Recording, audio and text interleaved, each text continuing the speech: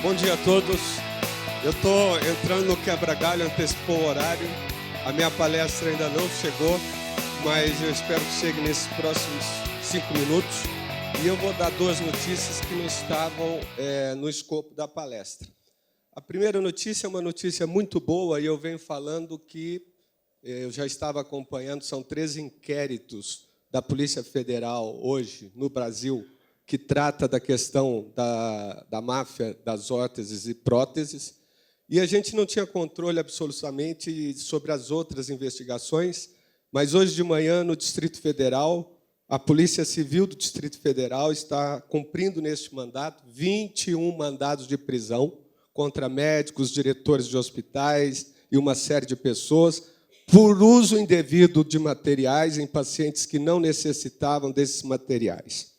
Esse é um dos grandes trabalhos deste projeto que nós encampamos há 1 ano e pouco, de combater o desperdício, mas mais do que combater o desperdício, de preservar a qualidade de vida dos nossos clientes.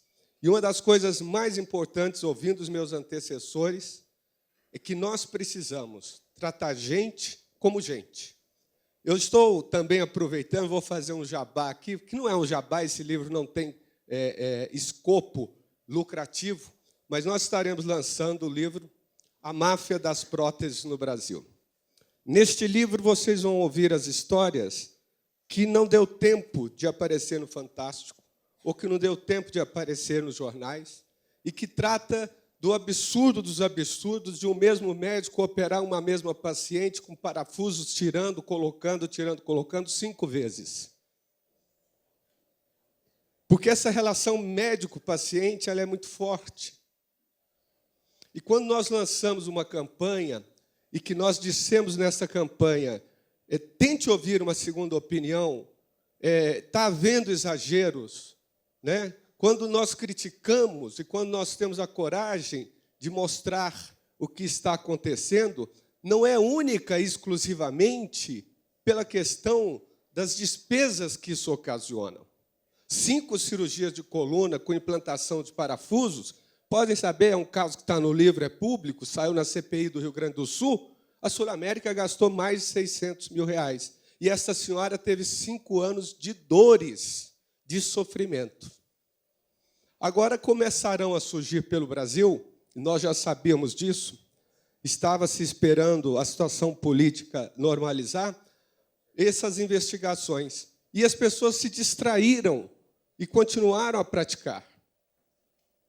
E é importante que isso não se perca, e que este livro e que esse trabalho que está sendo feito também observe a saúde no geral. Eu agora vou ter que entrar na minha palestra sem os meus slides, porque eu já fiz a propaganda do livro e já falei da operação, que era o que não estava na apresentação. Mas vamos lá. Nós queremos tratar de alguns pontos, sem ser pontos de órteses e próteses, porque quando nós miramos em órteses e próteses implantáveis, nós olhávamos outras coisas também. E nós olhávamos também a indústria de medicamentos no seu escopo geral, e principalmente as drogas oncológicas. E há poucos dias, vocês viram aí a questão da indústria farmacêutica, através do seu representante, o ex-governador do Rio Grande do Sul, lançar uma cartilha estimulando as pessoas a irem para o judiciário. E eu, mais que rapidamente, peguei a cartilha e peguei as top 20 drogas que eles achavam, que essa representante da indústria farmacêutica achava, que deveriam ser judicializadas. A mais cara custava R$67 mil, se não me falha a memória. A mais barata era R$1.500, mas de uso diário. E por um tempo prorrogável até 4, 6 meses, enquanto a pessoa durasse. Eu não estou falando nas drogas essenciais ao combate ao câncer. Eu estou nas drogas que combatem os efeitos colaterais ao câncer. No mundo onde nós entendemos que o cobertor é estreito e que não dá para fazer tudo, nós temos que ter uma saúde para todos, porque meia dúzia de pessoas que conseguem um bom advogado, que paga por um bom advogado, vai conseguir uma droga contra um sistema de saúde privado que não está tendo dinheiro para manter os seus hospitais. Como é que pode qualquer indústria hoje da cadeia da saúde no Brasil, seja ela pública ou privada, estimular as pessoas a buscarem a justiça para obrigar o SUS ou os planos de saúde a entregarem aquilo que não podem entregar porque não está previsto, não está no orçamento, não está no cálculo atuarial?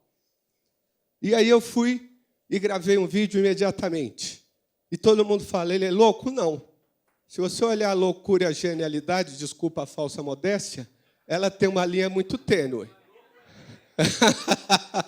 Doutor Edson está falando que eu sou louco também. Mas ele também é louco, então estamos todo mundo bem.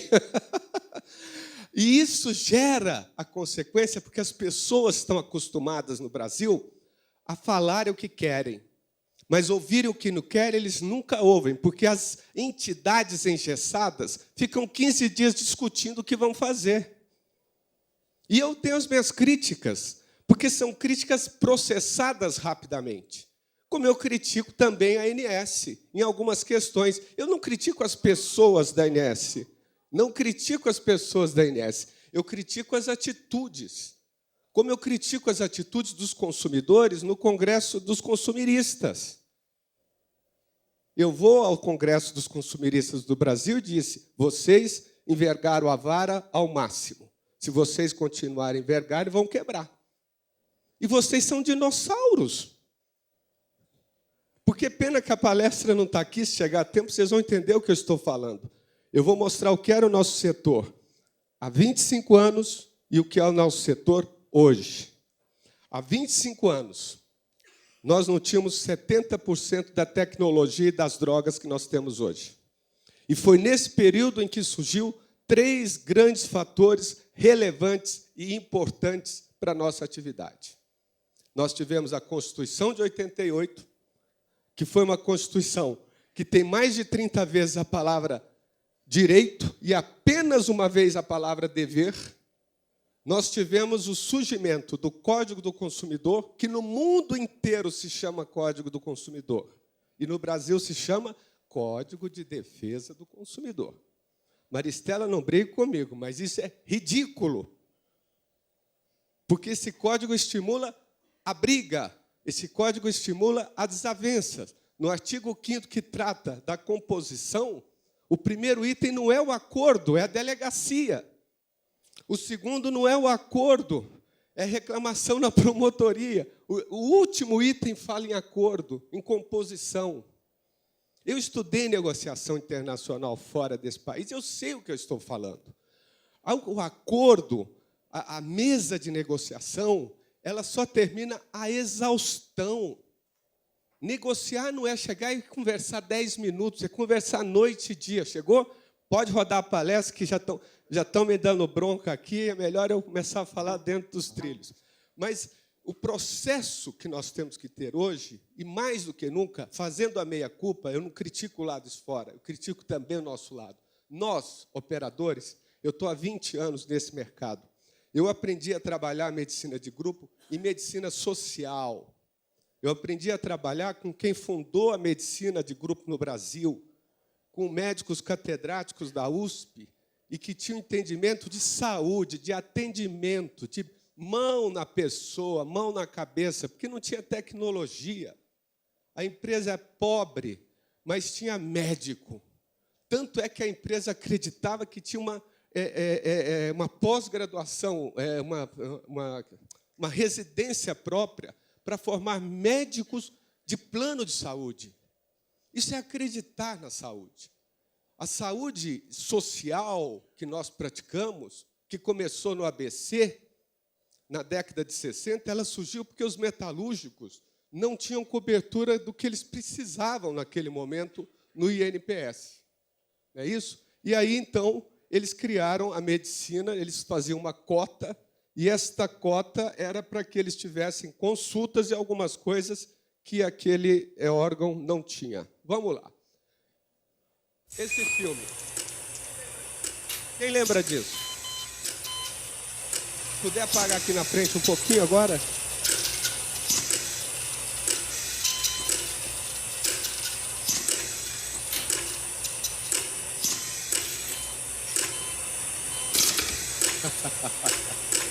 Você não maturaria um seguro-saúde sem limite de diárias, inclusive UTI. Saúde Palmeirindos. Os melhores médicos, os melhores hospitais.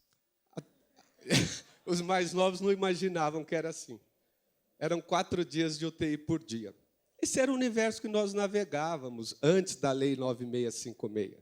Era um absurdo, né? Então, eu estou mostrando de onde saímos e onde estamos. Nós não somos, nem de longe, a geni que alguns ainda, dinossauros da imprensa, tentam nos pintar. Um dos grandes problemas do nosso setor, disse agora o presidente da nossa agência, é o desperdício. Aqui nós temos dados que são dados americanos, mas que se aplicam ao mundo inteiro nessas questões. Nós estimamos que no Brasil, entre 25% e 30% do que está se gastando hoje na saúde pública ou privada é desperdício. E vocês vejam aí nos itens, né? Vocês estão vendo aqui, e no Brasil, um dos grandes itens que está pesando no desperdício é a questão das fraudes. As fraudes que são desde aquela mais simples que aquele seu médico querido do coração te dá 2 recibos, não estou falando mentira, aquela da máfia que movimenta mais que a máfia das drogas no Brasil, a máfia do tráfico lá do morro, etc. Tudo isso é desperdício. Tudo isso está saindo pelas nossas mãos. A falsificação. Tem clínicas em São Paulo que procuram saber qual é o convênio quando entra. Aliás, todas procuram saber quando entra, para poder cobrar o teto máximo do reembolso, porque elas já sabem. Tem os escritórios de porta de hospital, que já vão lá, falam, não liga para a operadora, eu vou conseguir eliminar hoje à tarde. E não adianta a titular do escritório mudar o escritório da porta daquele hospital e ir para Paulista. Continua a mesma coisa. Tá certo? Vamos lá. Combate ao desperdício. Estou fazendo autoculpa. Nós precisamos de uma melhoria de gestão. Foi muito rápido o que aconteceu, a coisa da maneira que aconteceu. Nós tivemos uma sequência, Constituição, Código do Consumidor e Lei 9656, e a minha primeira briga violenta com a minha hoje querida amiga Maristela foi um dia que ela disse o seguinte, esta lei que está aqui é democrática, foi discutida no Congresso Nacional 10 anos. Eu falei, mas o seu ministro mudou por medida provisória. Não é a lei do Congresso. Mas depois a gente se acertou, e ela faz o prefácio do meu livro. Nós precisamos de um investimento pesado na tecnologia de informação. Mas como é que nós vamos investir se a nossa rentabilidade está na casa do 0,6? Não há dinheiro para investir. Mas nós precisamos investir, não só nós, também o sistema público, porque nós precisamos integrar essa rede, essa cadeia de saúde, através de um prontuário eletrônico único, que facilita o melhor atendimento ao cliente e também reduz as despesas. Eu não estou falando mais de despesa, eu estou falando do desperdício. Se nós combatermos o desperdício, sobra dinheiro. Não precisa cortar o orçamento. Vive todo mundo melhor. E uma das maneiras que eu acho e tenho praticado é a doutrinação da população. Começa pela mídia. Você explicar aos jornalistas. O Gustavo está aqui, que é nosso assessor de imprensa da Abrange. A pessoa vem me perguntar uma frase. Eu fico 3 horas explicando como é que funciona, como é que não funciona, como é que deve ser, não deve ser. Aproximação do cliente. Não dá para você trabalhar num setor e não dá para você prestar serviço para uma pessoa que é sua inimiga, que fala mal de você. Nós precisamos repensar. E eu vou falar a coisa mais simples, a maldita da URA. Nós temos que descobrir um caminho para isso. A pessoa está passando mal, está com dor e está falando com aquela máquina maldita. E o pior, a venda nós entregamos para terceiros, que ensinam a nos fraudar no preenchimento da ficha. Ali começa o problema. O vendedor, que não sou eu, vai lá e diz, não, pode ir, você está grávida de 8 meses, pode ir, dá certo, já está aqui o telefone do advogado, olha aqui, está tudo certo. Eu estou fazendo reflexões que são sérias. Nós temos que ter uma discussão séria, honesta, entre todos os agentes da saúde privadas referentes à remuneração. Isso é uma discussão que tem que ir para a mesa, tem que ser séria, tem que ser honesta. Nós precisamos entender. E qualquer relação, seja ela pessoal, seja ela profissional, seja ela bilateral de países, etc., diplomáticas, ela só existe se ela tiver mão dupla. E o ganha-ganha é que mantém qualquer sistema funcionando. Nós temos que pensar nisso. Aproximação do cliente, eu já disse para vocês. Quando vocês veem as minhas declarações, jornalistas vêm falando, pô, os caras estão todos inadimplentes, o que você tem a dizer? Olha, eu ainda plagiei o Papa Francisco, coitado. Ele não reclamou, graças a Deus. Eu falei, nós não temos que erguer muros com os clientes, mas sim pontes. Aí deram a frase como minha, não é minha, é do Papa. Mas a grande verdade, eu falo, peça para o cliente conversar com a operadora vai se sensibilizar, vai parcelar. Nós não podemos virar as costas para o nosso cliente. O combate à fraude, interna e externa. Tudo. Eu estou falando do chocolate da secretária, a Lamborghini do médico que descobriram lá no Paraná e que gerou aí essa grande confusão. Entra no estacionamento de um hospital e vê que o cardiologista, o ortopedista tem Lamborghini, os outros todos têm uma Toyota. O que é isso? Hã? Tem alguma coisa de errado nisso. Nós só descobrimos que OPME era uma fraude quando nós abrimos o Matimed. Quando abre Matimed, fala, mas que coisa é essa? Que absurdo é esse? E aí, quando nós começamos a andar pelo mundo, e nós começamos a constatar a diferença de preço, o custo daquelas empresas para a fabricação de certos produtos, vocês caem para trás. Vamos lá, o stent com drogas. Nós fomos os 2 maiores fabricantes do planeta. Um deles escapuliu que, em reais, o custo de fabricação disso daí dá uns 350, 400 reais. Tudo bem, tem tecnologia, tem anos de pesquisa. Só que ele já vendeu para quase todo mundo a tecnologia dele, inclusive para as empresas brasileiras. Aí vamos falar, mas tá bom, ele deve usar um fio melhor, um fio que veio da NASA, de não sei aonde. Aí eu vou até Orlando, na feira de produtores lá desses materiais que são usados na fabricação de órteses e próteses, e eu descubro uma coisa maluca. Tem apenas 2 fabricantes no mundo que fabricam aquele fiozinho. 2. Ou seja, não há diferença. Talvez haja uma diferença tecnológica, porque o alemão sabe dobrar melhor o fio, mas não é uma diferença gritante. E isso está preocupando todos os fabricantes, porque eles começam a entender o seguinte, pô, eles estão começando a entender a questão. A questão está além do preço. A questão está o que você usa, onde você fabrica. Se você fabrica um produto na China, ele necessariamente tem que ser mais barato. E tem um monte de órteses e próteses que vocês estão usando por aí, que é igualzinho a tênis Nike, tá? Made in China. Um monte. São questões importantes. Vamos lá. A principal luta, a máfia das próteses. Esse é o maior case da nossa história. Por quê?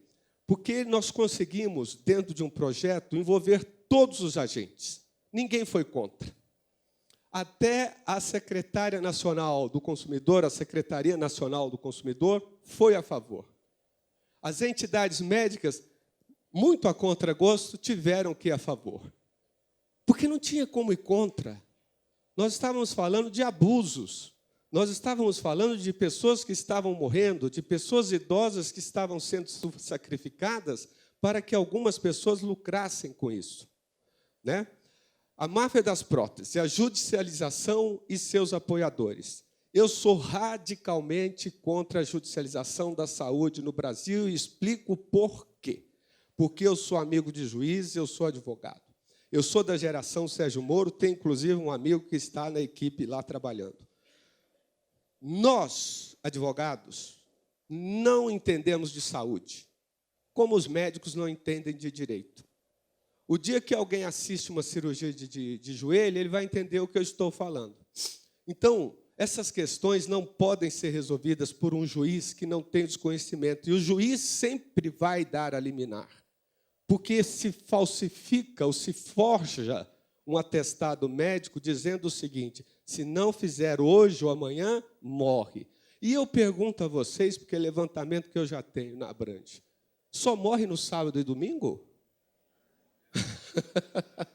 Só morre amanhã? É isso? Essa é a pergunta. Agora eu quero mostrar um vídeo que causou polêmica, que, a hora que começou a virar viral, a indústria tombou e parou de defender a judicialização. Todo mundo já viu. Não vai, eu tenho que apertar mais alguma coisa para falar?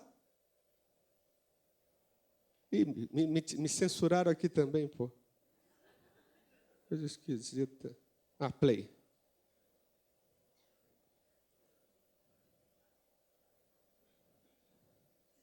Olha, quem organizou o congresso, tem que esperar um segundo. Ó, Abraão, está vendo que não era pegadinha?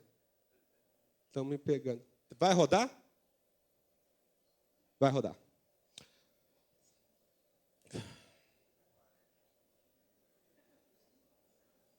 Eu vou repetir o texto. Cadê a cartilha? Meu Deus. Bom, nós fizemos um vídeo, foi para YouTube, começou a ter milhares e milhares de acessos.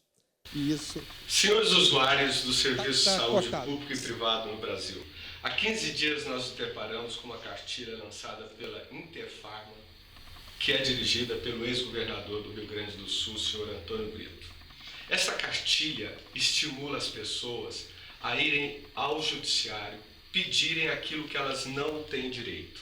Essa cartilha tenta vender drogas que a Interfarma comercializa, as associadas dela, drogas caríssimas. Essas drogas não são autorizadas pela Anvisa, não são autorizadas pelo governo brasileiro. Cada vez que o SUS é obrigado a comprar suas drogas que custam R$1.000, R$2.000, R$20.000, milhares de pessoas ficam na fila do SUS. Antônio Brito, Interfarma. Essa cartilha é um lixo. Essa cartilha é o câncer do Brasil. Essa cartilha não merece outra coisa senão dos brasileiros ser rasgada. Acaba com essa cartilha. Brasil, abre o olho. A Interfarma, com o senhor Antônio Brito, está... Pode cortar, já está bom demais. Isso aí é o seguinte, não é loucura, é estratégia.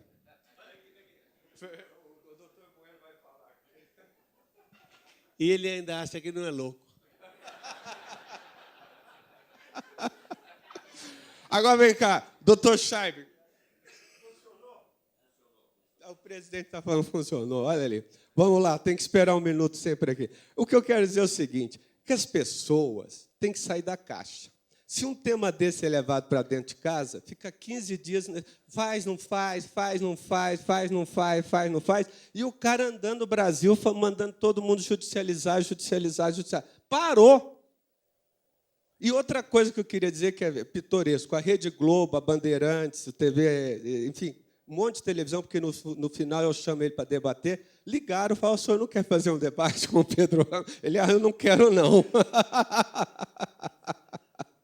Vamos lá. Vamos falar. Tudo começou aqui, só lembrando que é legal. Nossa reportagem especial de hoje é uma denúncia muito importante na área da saúde.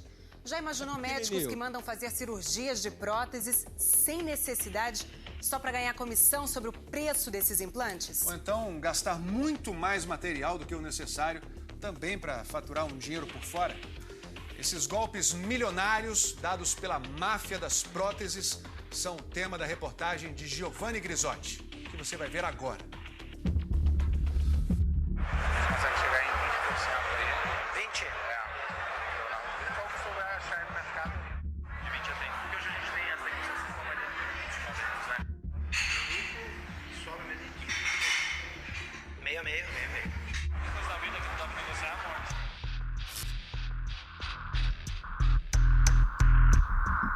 Com isso aqui, nós movimentamos o mundo inteiro. Todas essas pessoas que falaram foram demitidas. As principais empresas, as sucursais do Brasil, tomaram medidas já, que ainda, ao nosso ver, não são suficientes. A associação que representa a indústria de órteses e próteses no Brasil divulgou o relatório de 2015. Tiveram uma perda de 30% no faturamento. Esses caras que apareceram aqui, todos foram presos, um continuou na cadeia.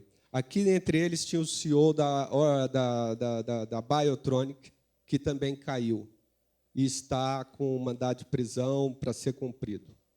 E eu estive lá com algumas outras pessoas na Biotronic em Berlim, para falar com o presidente da Biotronic, fundador, que é um grupo familiar. Quem nos atendeu foi um CEO mundial que saiu correndo de Nova York para ir lá, porque falou assim, esse assunto é tão importante que sou eu, é comigo. E onde eu vou, é tudo com o CEO agora, todos o poderoso.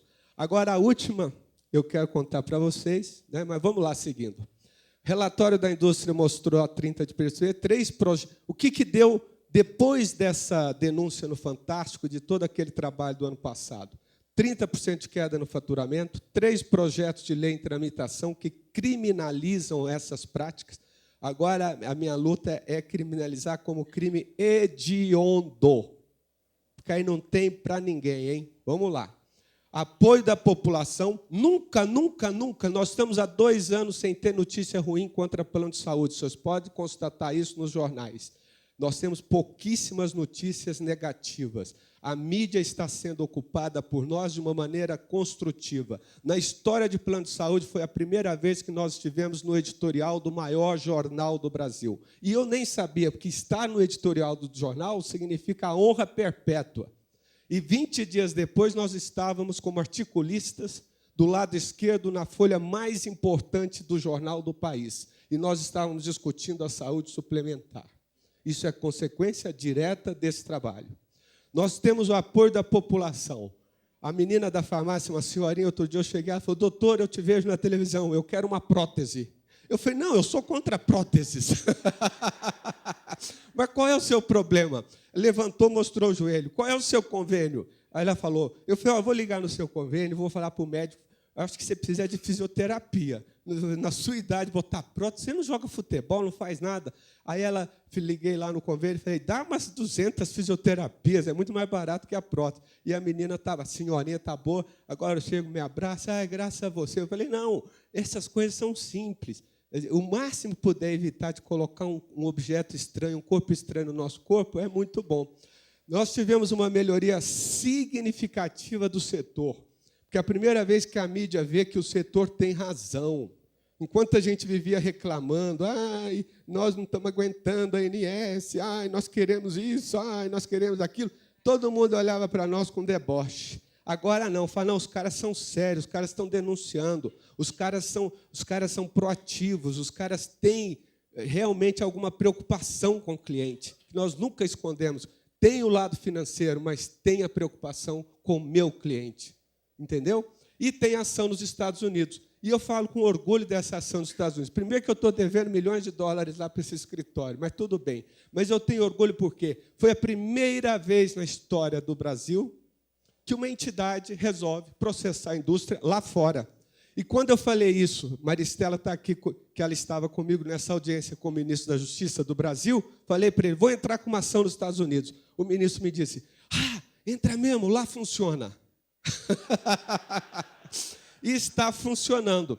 A primeira empresa que eu estou indo agora domingo para os Estados Unidos, a primeira empresa que nós vamos processar chama-se Orthofix. Há 15 dias atrás, o órgão americano equivalente à CVM brasileira multou essa Orthofix em 10 milhões de dólares pela denúncia que eu fiz lá.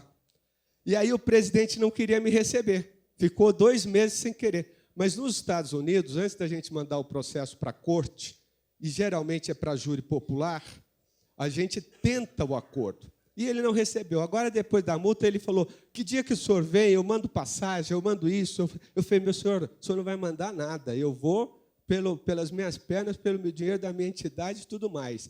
E o senhor fica aí, eu irei, semana que vem, apresentar o processo e as minhas provas. Se o senhor quiser, nós vamos fazer um acordo. Mas você tem cifras? Eu falei, as minhas cifras é o reembolso de tudo que eu gastei, mas eu quero a sua mudança de conduta. O nosso acordo é acordo de cavalheiros. Eu não quero que você dê propina no Brasil. Não admito isso. Se você se comprometer a ter uma regra de compliance séria na distribuição do seu produto no Brasil, nós vamos fazer acordo. E aí nós vamos trabalhando nesse propósito. O objetivo desse congresso, de tudo que já falou, que o doutor Bueno veio aí, deu as suas experiências e conseguiu tratar de questões que agora a gente vai repetindo ao longo das palestras e esmiuçando mais. O nosso presidente da ANS também foi falando aí de coisas que nós torcemos e estamos apoiando para que melhore. Mas o que nós temos que ter? Primeiro ponto, combater o desperdício. E entrem para dentro das suas empresas e comecem a observar. Aqueles executivos que não funcionam, que não entregam nada no prazo, que não entendem nada de nada, isso é um desperdício, tem que mudar. Ações, eu fiz até uma trocadilho aqui, ações contra a judicialização. Nós temos que combater todos os dias, falar toda hora com os juízes e apresentar soluções. Aqui em São Paulo nós criamos o NAT. Apoiamos, estamos apoiando, tem NAT para todo lugar do Brasil. O Rio Grande do Sul, que foi o primeiro estado a ter NAT, já tem a vara específica de saúde suplementar. E vocês entendam e ouçam uma coisa, a judicialização no Rio Grande do Sul caiu mais de 60%. A nossa luta agora é trazer para o Rio de Janeiro e para São Paulo as varas específicas da saúde suplementar. Porque nós vamos ter em São Paulo 2, 3 juízes que vão conhecer tudo de saúde suplementar. Hoje nós temos só no João Mendes 90 juízes. Os caras não sabem nada. E a hora que eles entram, acham que é só a Lei 96, em Abraão, aí não sei quantas resoluções, não sei quantas... Vai entrando, as pessoas se perdem. A Maristela, que fez um monte de normas, nem lembra mais daquelas normas. Então, nós precisamos ter juízes específicos. Nós vamos ter que falar de modelo de remuneração, porque nós temos que parar com essa história do seguinte, como é que você quer que eu te engane?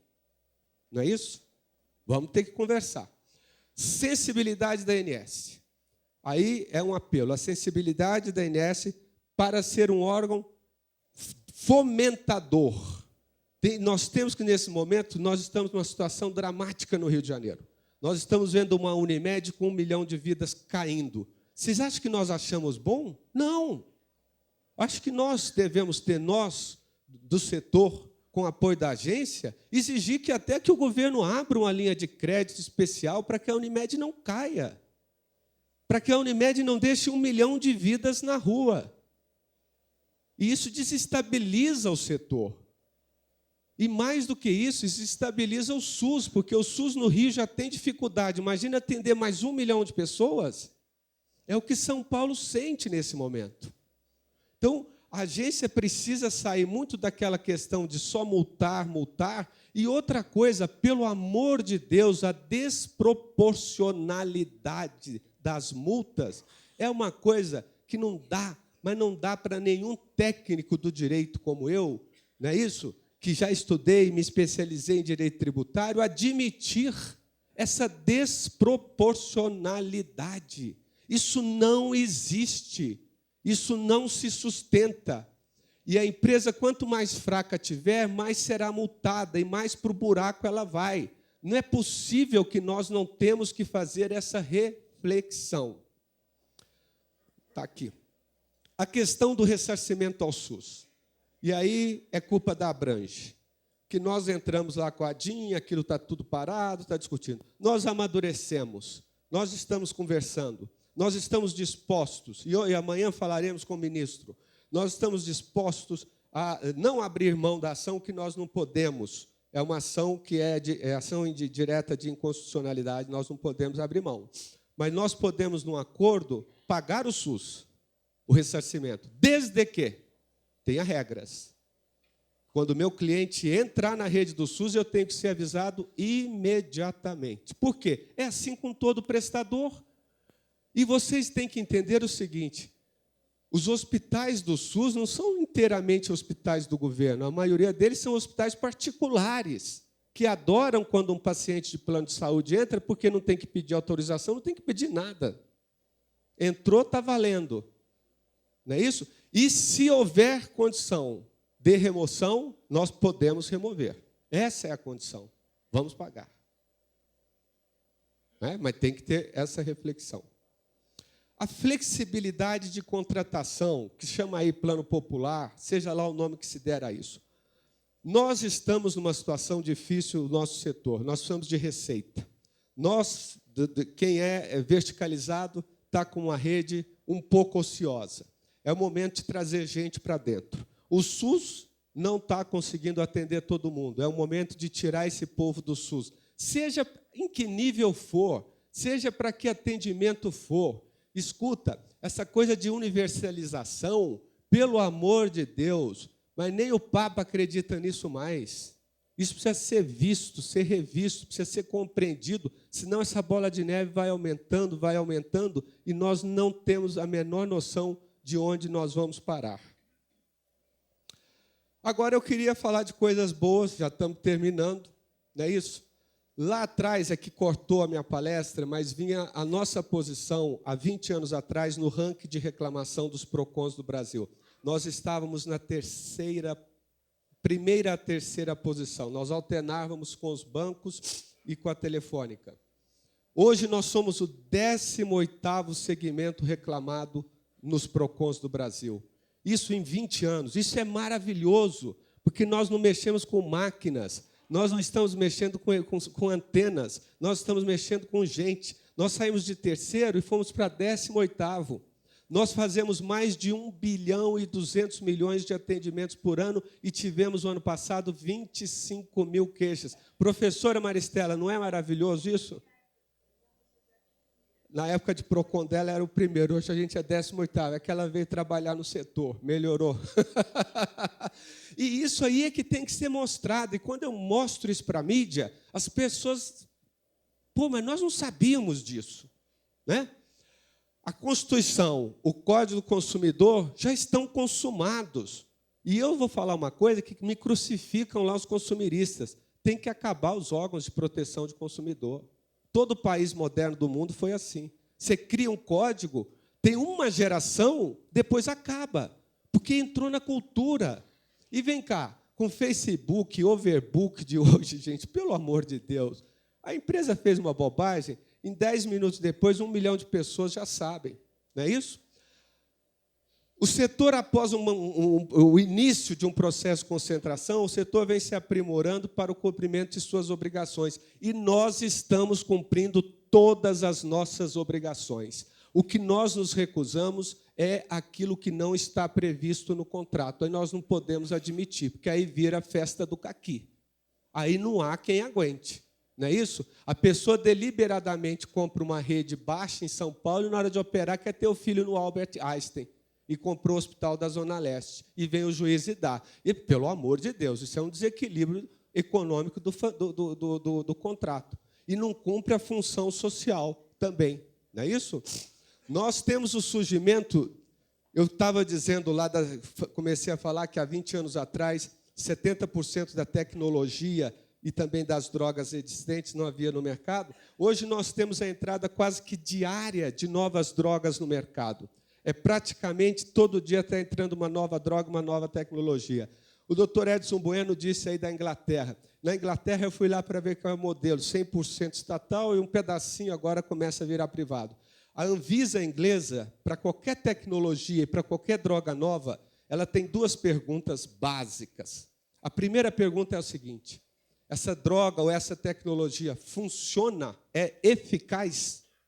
Se a resposta for sim, vem a segunda pergunta decisiva.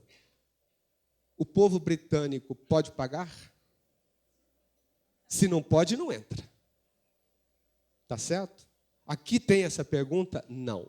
Só tem a primeira. Entra tudo. E ainda vem os caras querendo que mesmo aquilo que não está aprovado já seja aplicado. Surgimento. O rol de procedimento precisa observar as questões regionais. Ele precisa observar a saúde financeira do setor. Porque todas as vezes que há inclusão no rol, o setor é obrigado a pagar. E a indústria farmacêutica adora A indústria de órtese e prótese adora. A indústria que fabrica equipamentos adora. Na hora do rol, pelo amor de Deus, nós temos que entender onde se aplica as questões do Brasil. Se você vai lá no Norte, Nordeste é uma situação, aqui é outra. E o que irrita e o que chega aos olhos é que no espigão da Avenida Paulista tem mais tomógrafos do que no Canadá inteiro. É uma esquizofrenia tecnológica que nós sofremos. Pena que não dá para aprofundar aqui, mas vocês estão vendo aí o questionamento lá daquele exame de próstatas para os homens, que é zero resultado, eficácia já comprovada cientificamente. Outra coisa que nós temos que entender. Quando surgiu lá, há 20 anos atrás, eu não tenho aqui o dado, parece que não levantou, mas a expectativa do brasileiro estava em torno de 60 anos. Hoje nós estamos já em 75. Como é que a gente pode preservar ainda, e a Folha de São Paulo começou essa discussão, a questão do deslocamento da última faixa etária, porque o Supremo vai julgar uma porcaria lá e pode virar uma porcaria maior. Estão querendo acabar com esse deslocamento. Agora, vamos voltar ao passado e entender o deslocamento. O Código do Estatuto do Idoso estava pronto. O presidente da época, muito populista, virou e falou assim, não, vamos colocar aí que não pode fazer faixa etária. E foi. E eu acho que você, Solange, estava na agência, e nós tivemos uma dificuldade, que nós tínhamos as faixas diluídas até 70 e poucos anos, nós tivemos que colocar tudo apertadinho até 60. Quem mais foi prejudicado foram os quarentões. Pode notar, o reajuste de 40 a 50 é uma coisa louca. E dificulta o entrante, porque a primeira faixa também elevou muito, a segunda elevou muito. E é esse entrante que faz a bicicleta girar para pagar o tratamento dos velhos. Nós temos que ver, até porque o que está me irritando na atualidade, eu estou na fila do banco, vem uma mulher linda, maravilhosa, tenho 60 anos. Isso é idoso? Passa na minha frente. Aí vem o cara lá que acabou da ginástica, todo musculoso, eu vou na sua frente, eu digo, por quê? Não, eu tenho 60 anos. Chega no shopping, metade do estacionamento é para idoso. Quer dizer, vamos tentar ser um pouquinho inteligente também, né, gente? Precisa melhorar. Agora tem uma coisa. Eu vou ser repetitivo, que não deu para mudar. Eu queria botar um filme da Unimed. E eu esqueci que a Mil ia botar o filme. Mas lembra lá do começo, aquele filme lá da Bamerindos, daquela limitação diária de uma semana de UTI? E vamos voltar a Mil, de todo jeito, o filme é lindo. Eu também queria o filme da Unimed, que é lindo, que mostra a preocupação de um plano de saúde hoje, que é diferente da preocupação de um plano de saúde de 30 anos atrás. Vai rodar? Vai, né? Tem que esperar, gente, demora um pouco. Vai aí. Só para encerrar. Volta aí.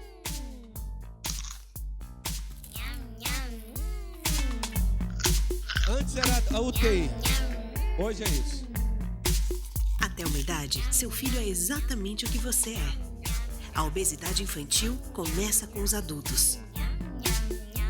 Junte-se a Mil nesta luta e cuide da alimentação e da atividade física das crianças. Obesidade infantil. NA-OTIL. É isso. Antes vocês viam uma propaganda pesada, um cara sofrendo, vou entrar no cheque especial para pagar essa UTI, eu só tenho 4 dias, 6 dias. E hoje vocês estão vendo, não só a Mil, mas todas as outras operadoras estão preocupadas com a qualidade de vida, com a prevenção, com as crianças, com a obesidade infantil. Nós mudamos. Então, por favor, senhores sanitaristas, senhores consumiristas, senhores juízes, mudem. Obrigado.